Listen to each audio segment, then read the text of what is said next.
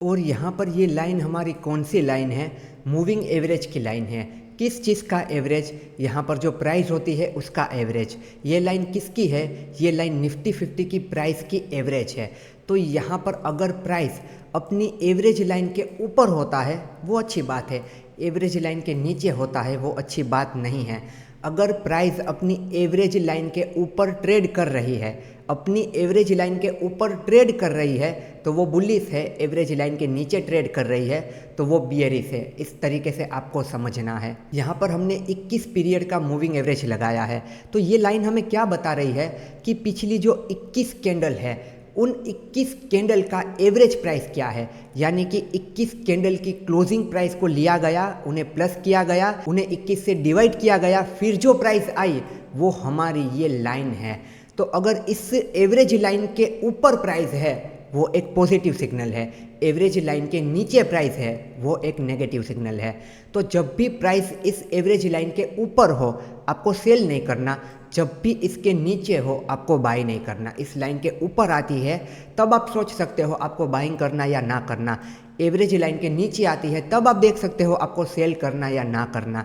इस तरीके से ये बात हो गई आपको क्लियर। ये एवरेज लाइन है और ये प्राइस की एवरेज है। अगर एवरेज से प्राइस ऊपर है मतलब कि बुलिश है, एवरेज से नीचे है मतलब कि बियरिश है। ये सारी बातें मैंने आपको अगेन से इसीलिए क्लियर की ताकि आपके ध्यान में आ जाए कि इसका मतलब क्या होता है। ये एवरेज लाइन है, प्राइस की एवरेज निकाली गई है। तो प्राइस अपनी एवरेज लाइन से ऊपर है तो वो अच्छी बात है, एवरेज लाइन से नीचे है तो वो अच्छी बात नहीं है, मतलब कि डाउन ट्रेंड हो सकता है। मैं एक बार आपको एग्जांपल के साथ भी क्लियर कर देता हूं ताकि आपको और अच्छे से पता चल जाए, बिल्कुल ही डाउट ना रहे।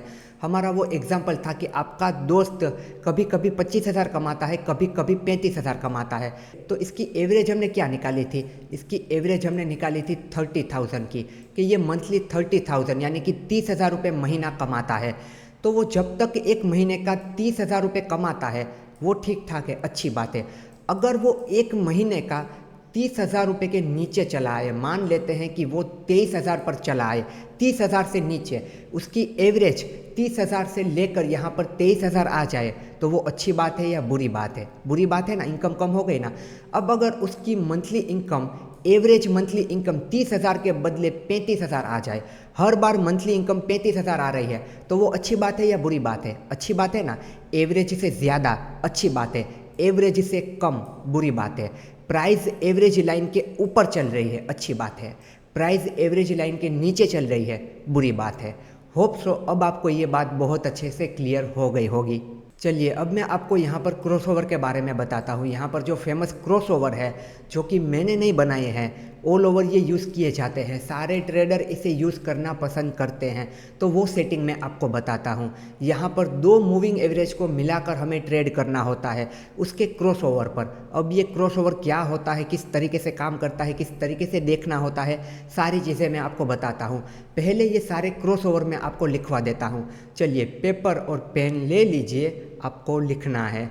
देखिए तो मैं भी आपके साथ साथ लिख रहा हूँ, आपको भी लिखना है। मैं यहाँ पर सीधा सीधा शो करके बता सकता हूँ पर फिर भी मैं लिख रहा हूँ आपके लिए, तो आपको भी लिखना है मेरे लिए। मैं यहाँ पर लिख रहा हूँ आपके लिए, आप लिखो वहाँ पर मेरे लिए, तो लिखना ज़रूर है। यहाँ पर आप लिखो 7, सामने यहाँ पर आप लिखोगे 21। अब इन दोनों का क्या मतलब हुआ? यहाँ पर इसका मतलब हुआ कि 7 पीरियड का मूविंग एवरेज और 21 पीरियड का मूविंग एवरेज दोनों को मिलाकर हमें यूज़ करना है। फिर यहाँ पर आप लिखोगे 21, यहाँ पर आप लिखोगे 50। यहाँ पर 21 के बदले आप 20 भी कर सकते हो, ज़्यादा फर्क नहीं पड़ता है। फिर यहाँ पर आप लिखोगे 50, यहाँ पर सामने आप लिखोगे 100। फिर यहाँ पर आप लिखोगे अगेन से 50, यहाँ पर आप लिखोगे 200। देखो होप सो आपने यहाँ पर ये चीज़ें मेरे साथ साथ लिखी हुई होगी।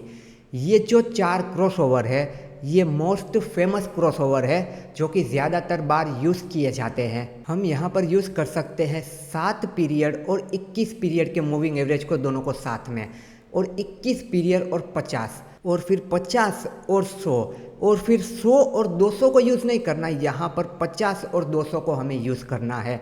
ये सारे पीरियड बहुत बड़े हो जाते हैं, 50, 100, 200 ये बड़े पीरियड हो जाते हैं। हमें अगर इंट्राडे वगैरह करना है तो हमें ये छोटे पीरियड को यूज़ करना होता है। आप चाहो तो इंट्राडे में भी आप 50 को देख सकते हो, वो मैं आपको दिखा दूंगा। और ये बड़ी टाइम फ्रेम के लिए होते हैं जो मैं आगे आपको सब कुछ दिखा दूंगा। तो ये आपके क्रॉसओवर है। और ये जो हमारा पीरियड है, ये जो पहला हम यूज़ करते हैं, इसे कहा जाता है फास्ट मूविंग एवरेज। क्या कहा जाता है? Fast moving average. अगर हम ईएमए देख रहे हैं तो फास्ट ईएमए, अगर हम एमए देख रहे हैं तो फास्ट एमए। और ये जो हमारा पीरियड होता है इसे कहा जाता है, इसका ऑपोजिट, फास्ट का ऑपोजिट क्या होगा? स्लो। इसे हम कहेंगे स्लो मूविंग एवरेज। और अगर ईएमए देख रहे हैं तो हम लिखेंगे ईएमए। तो इन दोनों को मिला के हम एक पेयर बनाते हैं 7 और 21 को। तो ये जो 7 का पीरियड होगा वो फास्ट मूविंग एवरेज और 21 का पीरियड होगा वो स्लो मूविंग एवरेज। फिर 21 को और 50 को मिला के जो हम क्रॉसओवर बनाएंगे, जो हम पेयर बनाएंगे, यहाँ पर 21 होगा वो फास्ट मूविंग एवरेज होगा और 50 होगा वो स्लो मूविंग एवरेज होगा। बिल्कुल सिंपल भाषा में मतलब ये है कि जो दो मूविंग एवरेज हम यूज़ करेंगे उसमें से जो छोटी मूविंग एवरेज होगी वो फास्ट होगी, बड़ी मूविंग एवरेज होगी वो स्लो होगी। आ गई बात आपको समझ में? इसे कहते हैं फास्ट मूविंग एवरेज, इसे कहते हैं स्लो मूविंग एवरेज। चलिए, आपने लिख लिया। आशा करता हूँ आपने अब तक तो लिख ही लिया होगा। और यहाँ पर इन्हें हमें देखना किस तरीके से होता है, देखिए यहाँ पर हम दो मूविंग एवरेज साथ में लगाएंगे तो दो लाइन यहाँ पर आ जाएगी। तो आप समझ लीजिए ये है आपका 21 पीरियड का मूविंग एवरेज। कौन सा मूविंग एवरेज है? 21 पीरियड का ये आपका मूविंग एवरेज है। यहाँ पर मैं कलर चेंज करके ब्लैक ले लेता हूँ। और ये जो आपका मूविंग एवरेज है ना, ये है आपका फास्ट मूविंग एवरेज, यानी कि 7 पीरियड का मूविंग एवरेज। तो हमने चार्ट में दो मूविंग एवरेज लगाए, एक 21 पीरियड का, एक 7 पीरियड का। तो यहाँ पर आपका 7 पीरियड का मूविंग एवरेज यानी कि फास्ट मूविंग एवरेज, छोटा मूविंग एवरेज, आपके बड़े मूविंग एवरेज को इस तरीके से नीचे से ऊपर की तरफ जब काटता है ना, उसे क्रॉसओवर कहा जाता है। क्या कहा जाता है? उसे क्रॉसओवर कहा जाता है। और जब भी आपका मूविंग एवरेज चार्ट पर ये दोनों लगे हुए होंगे, तो यहाँ पर मैं पहले रेड कलर ले लेता हूँ आपके 21 का। तो ये है आपके 21 पीरियड का मूविंग एवरेज। जब भी आपका 7 पीरियड का मूविंग एवरेज इस तरीके से आपके 21 पीरियड के मूविंग एवरेज को ऊपर से नीचे की तरफ यहाँ पर काटता है, इसे भी कहा जाता है क्रॉसओवर। काटता है मतलब कि ब्रेक करता है इस तरीके से, इसे कहा जाता है क्रॉसओवर। अगर प्राइस नीचे की तरफ आ रही होगी तो दोनों मूविंग एवरेज भी नीचे की तरफ आ रहे होंगे, तो तब आपका 7 पीरियड का मूविंग एवरेज आपके 21 पीरियड के मूविंग एवरेज को, यानी कि छोटा मूविंग एवरेज बड़े मूविंग एवरेज को इस तरीके से ऊपर से नीचे की तरफ काटेगा, क्रॉसओवर। जब प्राइस अप ट्रेंड में होगी तब आपका छोटा मूविंग एवरेज बड़े मूविंग एवरेज को नीचे से ऊपर की तरफ काटेगा, उसे कहा जाता है क्रॉसओवर। यानी कि आपको याद क्या रखना है, छोटी मूविंग एवरेज बड़ी मूविंग एवरेज को क्रॉस करनी चाहिए, छोटी मूविंग एवरेज बड़ी मूविंग एवरेज को काटनी चाहिए। और ये जो क्रॉसओवर होता है ना, उसे एक और नाम से भी कहा जाता है golden crossover and death crossover. जब भी आपकी छोटी मूविंग एवरेज बड़ी मूविंग एवरेज को नीचे से ऊपर की तरफ काटती है, उसे कहा जाता है गोल्डन क्रॉसओवर। जब भी छोटी मूविंग एवरेज बड़ी मूविंग एवरेज को ऊपर से नीचे की तरफ काटती है, उसे कहा जाता है डेथ क्रॉसओवर। गोल्डन क्रॉसओवर, ये जो क्रॉसओवर हो रहा है उसे गोल्डन नाम दिया गया है। गोल्ड मतलब कि क्या? हाँ, वही गोल्ड जो आप सोच रहे हो, जो गोल्ड आपको बहुत ही पसंद होता है, वही गोल्ड। यानी कि यहाँ पर हमारे पास गोल्डन अपॉर्चुनिटी है यहाँ पर ट्रेड करने की और पैसा कमाने की, इसीलिए इसका नाम है गोल्डन क्रॉसओवर। और जब मूविंग एवरेज ऊपर से नीचे की तरफ काटेगा उसे कहा जाएगा डेथ क्रॉसओवर। ये डेथ भी वही है जो आप सोच रहे हो, मतलब कि प्राइस यहाँ से मर गई, प्राइस यहाँ से मर गई। अब प्राइस यहाँ से इस तरीके से नीचे की तरफ जाएगी। प्राइस मर गई है, चाहो तो शॉर्ट सेल कर दो। प्राइस मर गई है, ट्रेड में हो तो यहाँ से निकल जाओ आप, क्योंकि अब यहाँ से प्राइस गिरने वाली है। यहाँ पर गोल्डन अपॉर्चुनिटी है, प्राइस ऊपर जाने वाली है। यहाँ पर प्राइस मर गई है, प्राइस गिरने वाली है, इसीलिए इसे गोल्डन क्रॉसओवर और डेथ क्रॉसओवर कहा जाता है। चलिए, तो अब इन क्रॉसओवर को यानी कि गोल्डन क्रॉसओवर और डेथ क्रॉसओवर को हम चार्ट पर समझते हैं। यहाँ पर मैंने बैंक निफ्टी का चार्ट लगाया हुआ है और एक ईएमए हमने यहाँ पर लगाया हुआ है, जो कि कौन सा है? 21 पीरियड का ईएमए है। यहाँ पर अब हम 7 पीरियड का ईएमए लगा देते हैं। चलिए, यहाँ पर हम लिखेंगे ईएमए, यहाँ पर हम ले लेंगे मूविंग एवरेज एक्सपोनेंशियल को। यहाँ पर लग गया हमारा ईएमए, तो ये बाय डिफ़ॉल्ट नो आता है। यहाँ पर इसको चेंज करके हम कर देंगे 7 का, यहाँ पर हमने कर दिया इसे 7 का। तो यहाँ पर ये जो ब्लू लाइन है वो है हमारा 7 पीरियड का मूविंग एवरेज। जो ये पहले की ब्लैक लाइन है वो है हमारा 21 पीरियड का मूविंग एवरेज। अब यहाँ पर इन दोनों को चार्ट पर हमने लगा दिया है। बाकी की चीज़ें हमने समझ ली है कि ये एक रेजिस्टेंस की तरह भी काम करता है, सपोर्ट की तरह भी काम करता है। अब हमें समझना है कि क्रॉसओवर को हमें किस तरीके से देखना है। तो सबसे पहले तो यहाँ पर हम देखते हैं, यहाँ पर आप देखिए हमारी ये जो ब्लू कलर की लाइन है वो है 7 पीरियड, ब्लैक लाइन है वो है 21 पीरियड। अब ये आप बार बार याद कैसे करोगे? क्या बार बार यहाँ पर देखोगे तब आपको याद होगा? नहीं, इस तरीके से नहीं होता। देखिए एक बात को याद रखना, जो छोटी मूविंग एवरेज होती है ना, छोटी, यानी कि यहाँ पर छोटी मूविंग एवरेज कौन सी है? 7 की। बड़ी कौन सी है? 21 की। तो जो छोटी मूविंग एवरेज होगी वो प्राइस के नज़दीक होगी, बड़ी मूविंग एवरेज होगी वो प्राइस से दूर होगी। कोई भी मूविंग एवरेज आप लगा लो इसी तरीके से होगा। आप यहाँ पर 50 और 100 दिन का लगाओ, 50 या 200 दिन का लगाओ। लेट से यहाँ पर आप 50 और 200 दिन का लगाओगे तो जो 50 दिन की मूविंग एवरेज होगी वो नज़दीक होगी, 200 दिन की होगी वो दूर होगी। तो कभी भी ऐसे याद नहीं रखना, बार बार देखना नहीं है। जो भी लाइन ज़्यादा प्राइस के नज़दीक है वो छोटे पीरियड का मूविंग एवरेज है। वो नज़दीक क्यों है? क्योंकि वो छोटे पीरियड का है इसीलिए वो नज़दीक है। बड़े पीरियड का होगा वो दूर होगा। तो इस तरीके से आपको याद रख लेना है। तो यहाँ पर नज़दीक कौन सी लाइन आपको दिख रही है? देखो ब्लू लाइन। तो ब्लू लाइन कौन सी होगी? 7 पीरियड की। तो यहाँ पर आप देखो हमें क्रॉसओवर देखने को मिल रहा है। यहाँ पर आप देखो 7 पीरियड ने 21 पीरियड को नीचे से ऊपर की तरफ काटा। देखो यहाँ पर अब तक डाउन ट्रेंड चल रहा था। डाउन ट्रेंड में यहाँ पर क्या हुआ? यहाँ पर क्रॉसओवर हुआ। प्राइस एक्शन ने तो हमें सब कुछ बता ही दिया है। यहाँ पर हम बात कर रहे हैं मूविंग एवरेज के बारे में। तो यहाँ पर हमारा गोल्डन क्रॉसओवर हुआ, मतलब कि ये सिग्नल करता है कि ये डाउन ट्रेंड अप ट्रेंड होगा, प्राइस यहाँ से ऊपर की तरफ जा सकती है। और यहाँ पर आप देखो इस तरीके से हुआ। तो जब ये गोल्डन क्रॉसओवर हुआ, प्राइस ऊपर की तरफ गई, तब यहाँ पर हमें ट्रेड लेना चाहिए लास्ट स्विंग के एसएल के साथ। कहा ऐसा जाता है कि जिस कैंडल ने इसे क्रॉस किया है उसके लो का ही एसएल ले लो, पर मैं आपसे कहूँगा लास्ट स्विंग लो का ही एसएल लो। और हम यहाँ पे ट्रेड लेते जब ये लेवल क्रॉस होता, तब तक हम ट्रेड नहीं लेते। फिर यहाँ पर आप देखो यहाँ पर हुआ है डेट क्रॉसओवर। यहाँ पर 7 पीरियड ने 21 पीरियड को ऊपर से नीचे की तरफ काटा। ये अप ट्रेंड चल रहा था, यहाँ पर सिग्नल मिल रहा था कि डाउन ट्रेंड हो जाएगा, पर ये काम नहीं किया। देख सकते हो आप, थोड़ा सा प्राइस नीचे आई, फिर से इस तरीके से ऊपर की तरफ चली गई। तो ये चीज़ें तो होती रहेगी। फिर यहाँ पर अगेन से अगर हम देखेंगे तो यहाँ पर वापस से क्रॉसओवर हुआ है। यहाँ पर क्रॉसओवर हुआ, ये इस बार काम कर गया, यहाँ पर प्राइस आई। फिर यहाँ पर अगेन से क्रॉसओवर हुआ और फिर प्राइस इस तरीके से नीचे की तरफ भी आ गई। तो ऐसा नहीं है कि ये बिल्कुल भी काम नहीं करता है, ये काम करता है, पर हर बार आपको इसे ट्रेड करना होगा। कभी आप ट्रेड करोगे, कभी आप ट्रेड नहीं करोगे। यहाँ पर आप ट्रेड नहीं करोगे, यहाँ पर आप ट्रेड करोगे, फिर आप कहोगे ये काम ही नहीं करता है। यहाँ पर आप ट्रेड नहीं करोगे, फिर यहाँ पर होगा आप ट्रेड करोगे, तब ये काम नहीं करेगा। तो यहाँ पर अगर हर बार आप सेटअप बदलते रहोगे, हर बार अपनी स्ट्रेटेजी बदलते रहोगे, तो आपके लिए कुछ भी काम नहीं करेगा। ये सारी चीज़ें मैं आपको डिटेल में सेटअप वाले लेक्चर में समझाऊंगा। यहाँ पर ये चीज़ें दिख रही है तो मैं आपको बता रहा हूँ। एक ही सेटअप पर काम करना चाहिए। अगर हर बार अपने सेटअप को बदलोगे तो कुछ भी नहीं होगा। यहाँ पर इसने काम किया, आपको अच्छा लगा, यहाँ पर इसने काम किया, आपको अच्छा लगा, यहाँ पर इसने काम नहीं किया, आपको ये अच्छा नहीं लगा, आपने इसे छोड़ दिया, आप कुछ और ढूंढने लगे, किसी और बेस पे ट्रेड करने लगे। तो हर बार तो कोई चीज़ काम नहीं करेगी। ये जब काम नहीं करेगी आप इसे छोड़ दोगे, फिर किसी और चीज़ को पकड़ोगे, वो चीज़ काम नहीं करेगी, उसे छोड़ दोगे, तीसरी चीज़ को पकड़ोगे, वो काम नहीं करेगी, उसे छोड़ दोगे। इसी तरीके से आप करते रहोगे और लॉस होगा। उससे अच्छा है किसी एक चीज़ को पकड़ो, किसी एक सेटअप पर मास्टर करो और उसी को ट्रेड करो। इसी तरीके से करना होता है, क्योंकि हर बार तो कोई चीज़ काम नहीं करेगी।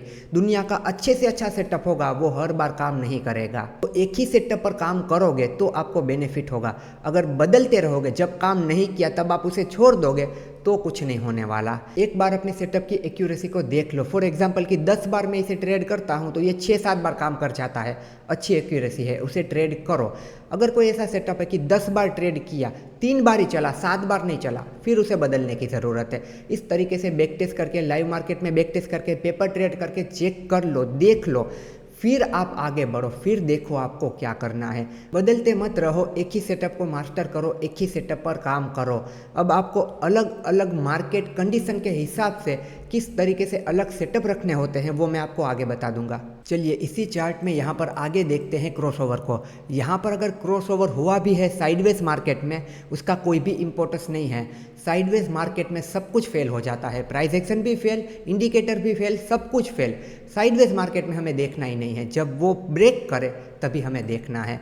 यहाँ पर देखो साइडवेज मार्केट, देखो साइडवेज मार्केट होगा तब ये इंडिकेटर प्राइस के ऊपर ही होगा, तो ये साइडवेज ही चल रहा है। अब यहाँ से हम देखते हैं, अब यहाँ पर देखिए, यहाँ पर ये गोल्डन क्रॉसओवर हुआ तो आप देखो यहाँ पर हमें बहुत ही अच्छा मूवमेंट देखने को मिला।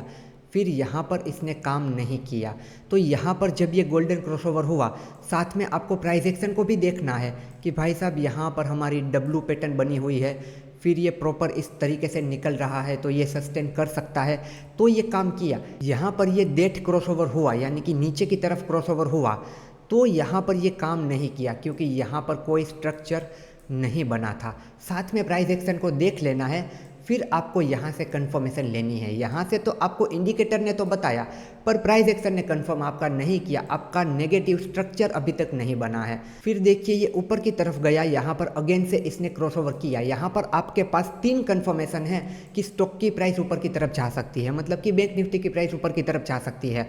यहाँ पर एक तो इसने ट्रैप किया था, देखा आपने, एक ट्रैप किया फिर से लाइन के ऊपर चला गया, एक कंफर्मेशन यानी कि सेलर्स का ट्रैप हो गया, अब ये बाइंग की तरफ जा सकता है, एक ये कंफर्मेशन। दूसरी आपकी कंफर्मेशन क्रॉसओवर की।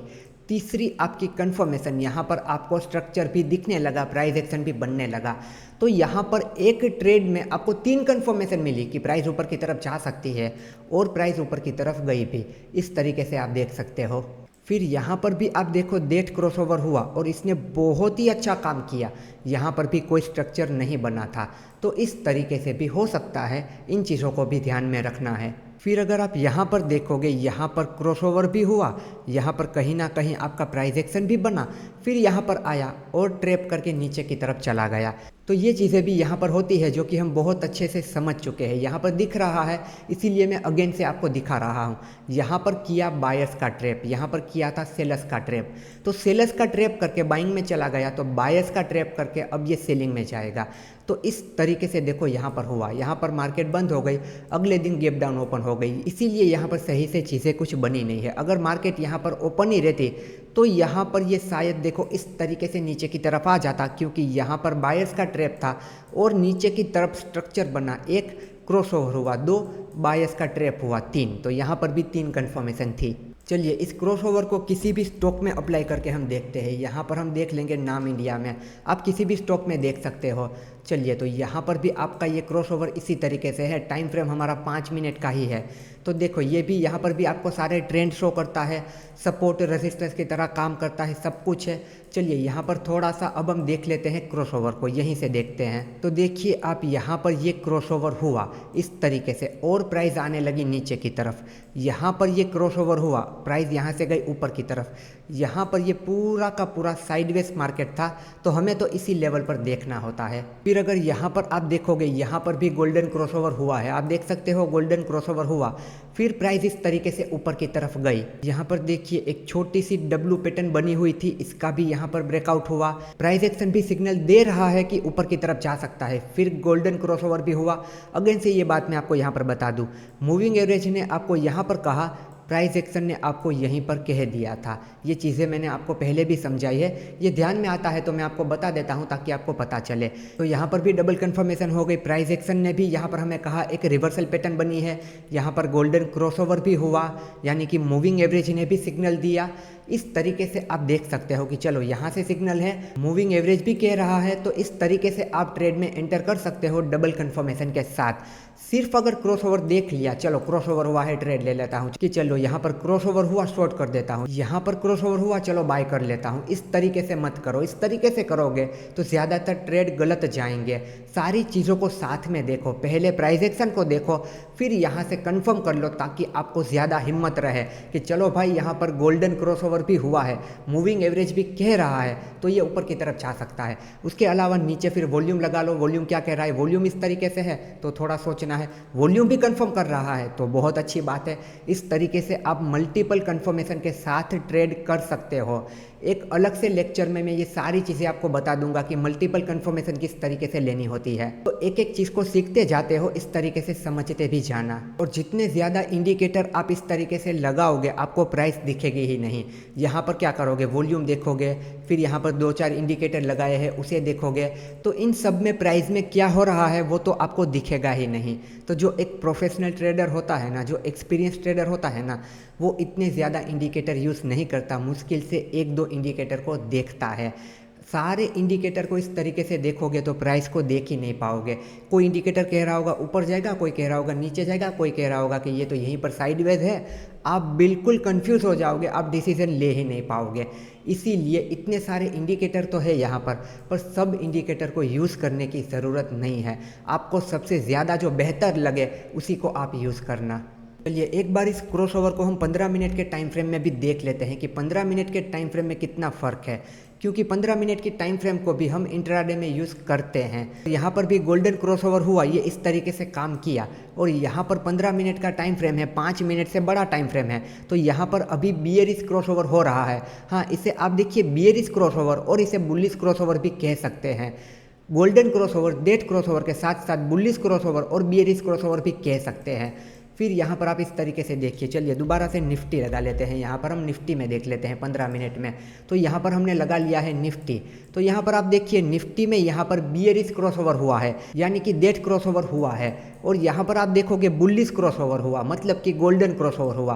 तो ये 15 मिनट के टाइम फ्रेम में भी ठीक ठाक काम कर रहा है। ऐसा नहीं है कि ये 15 मिनट के टाइम फ्रेम में काम नहीं कर रहा। देखो ये पूरा का पूरा आपका साइडवेज मार्केट। यहाँ पर भी आप देखो डेट क्रॉसओवर हुआ, यहाँ पर आप देखो आपका बुलिश क्रॉसओवर हुआ, यानी कि गोल्डन क्रॉसओवर हुआ। तो ये इस तरीके से यहाँ पर भी काम कर रहा है। अब हमने यहाँ पर देखा 7 और 21 के पीरियड को, एक बार हम देख लेते हैं 21 और 50 के क्रॉसओवर को भी।